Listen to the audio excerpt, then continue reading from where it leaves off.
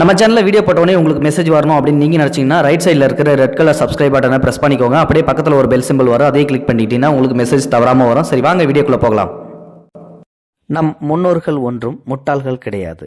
அவர்கள் எதை செய்தாலும் அதில் 1000 நன்மைகள் இருக்கும். எந்த டெக்னாலஜியும் இல்லாத அந்த காலத்தில் எவ்வாறு நம் முன்னோர்கள் கிணறு வெட்டினார்கள் என்பது பல பேருக்கு தெரியாது.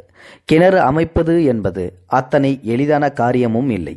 பலரின் உழைப்பில் தோண்டிய கிணற்றில் தண்ணீர் வரவில்லை என்றால் அத்தனை பேரின் உழைப்பும் பாழாகி விடுகின்றது. மேலும் பண விரயமும் ஏற்படுகின்றது. அப்படி ஏற்படாமல் இருக்க என்ன செய்ய வேண்டும்? மனையின் குறிப்பிட்ட ஏதாவது ஒரு பகுதியில் அதிக அளவு பச்சை பசேலென புற்கள் வளர்ந்திருந்தால் அந்த இனத்தில் கிணறு தோண்ட குறைந்த ஆழத்தில் நீரூற்று தோன்றும் என்கின்றனர். சரி, நீரூற்று இருக்கும், ஆனால் நல்ல நீரூற்று என எப்படி அறிவது? நவதானியங்களை அரைத்து கிணறு வெட்ட வேண்டிய நிலத்தில் முதல் நாள் இரவு தூவிவிட வேண்டும்.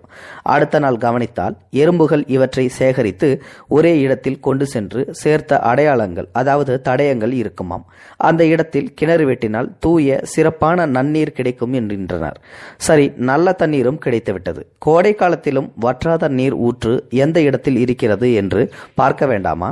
கிணறு வெட்ட இருக்கும் நிலப்பகுதியை 4 பக்கமும் அடைத்துவிட்டு பால் சுரக்கும் பசுக்களை அந்த நிலத்தில் மேய விட வேண்டும்.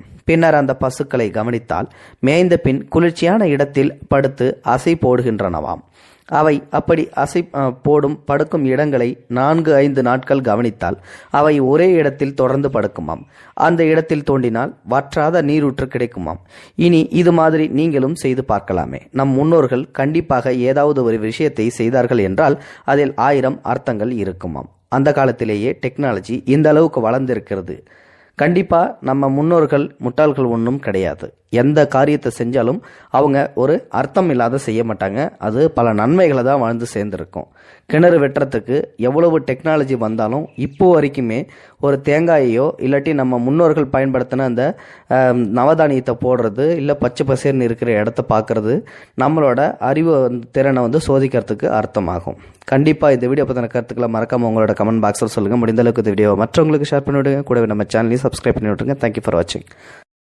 இது போன்ற செய்திகளை உடனுக்குடன் நீங்கள் தெரிந்து கொள்ள மறக்காமல் எங்களுடைய சேனலை சப்ஸ்கிரைப் செய்யவும், கூடவே பக்கத்தில் வரும் பெல் ஐக்கானையும் கிளிக் செய்யவும்.